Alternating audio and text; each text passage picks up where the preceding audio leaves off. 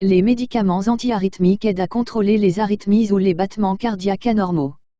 Il existe 5 principaux groupes de médicaments antiarythmiques, classe I, également connus sous le nom de bloqueurs des canaux sodiques, classe 2, également appelés bêta-bloquants, classe 3, également connu sous le nom d'inhibiteurs des canaux potassiques, classe 4, également appelés bloqueurs des canaux calciques, et les antiarythmiques divers, ou antiarythmiques non classés.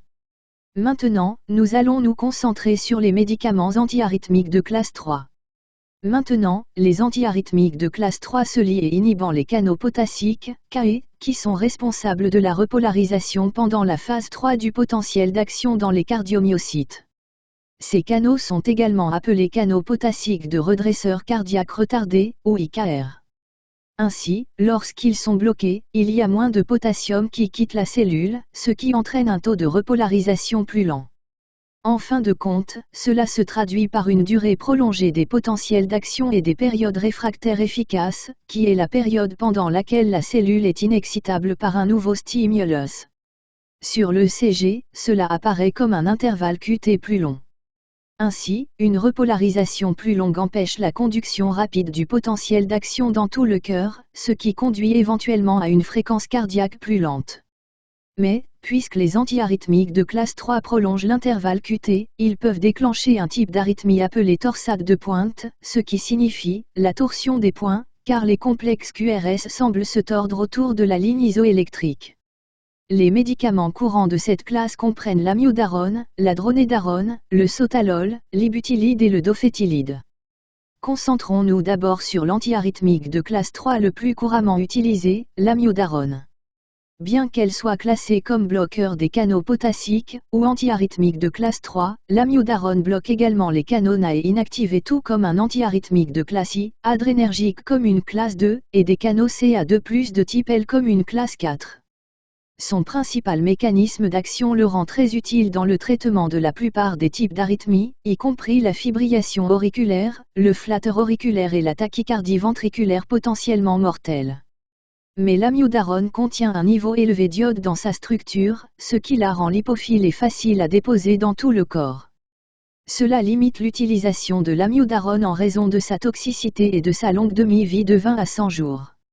L'utilisation à long terme de l'amiodarone peut provoquer un dysfonctionnement de la thyroïde, tel que l'hypothyroïdie ou l'hyperthyroïdie, fibrose pulmonaire, dysfonctionnement du foie, effets secondaires neurologiques, comme les tremblements et la paresthésie, constipation, dépôt cornéen, décoloration de la peau bleu-gris, et la photosensibilité. D'un autre côté, l'amiodarone peut encore causer des effets secondaires cardiovasculaires tels que la bradycardie, le bloc cardiaque et l'insuffisance cardiaque.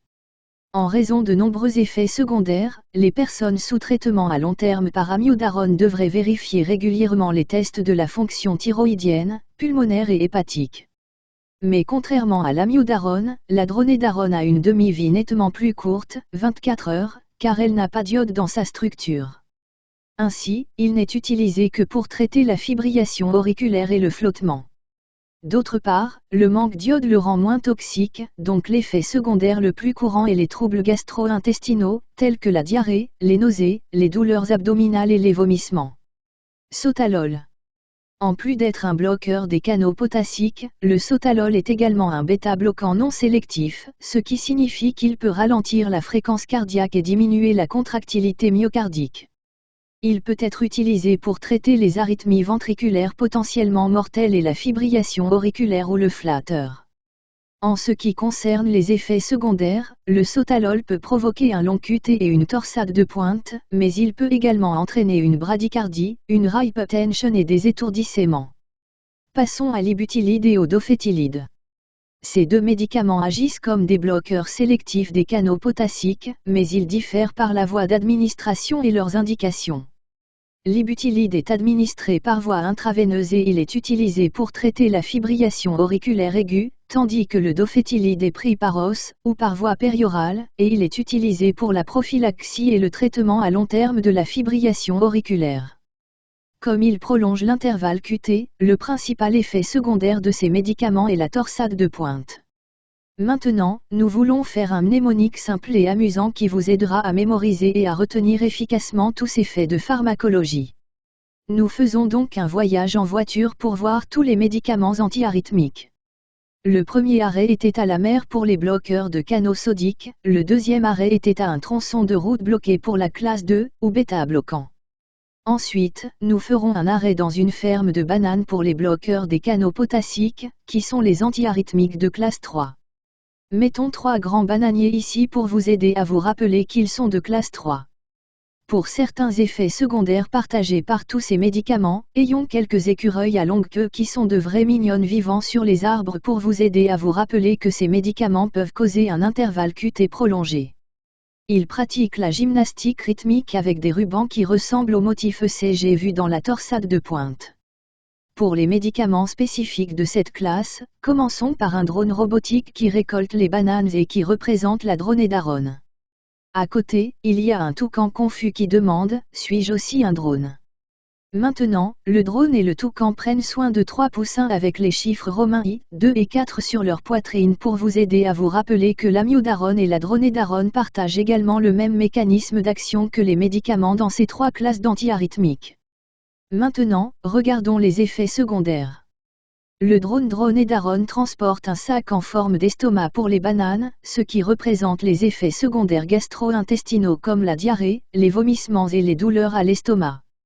Pour l'amiodarone, donnons au toucan un nœud papillon déséquilibré, avec un grand lobe et un petit lobe pour représenter l'hyper- et l'hypothyroïdie.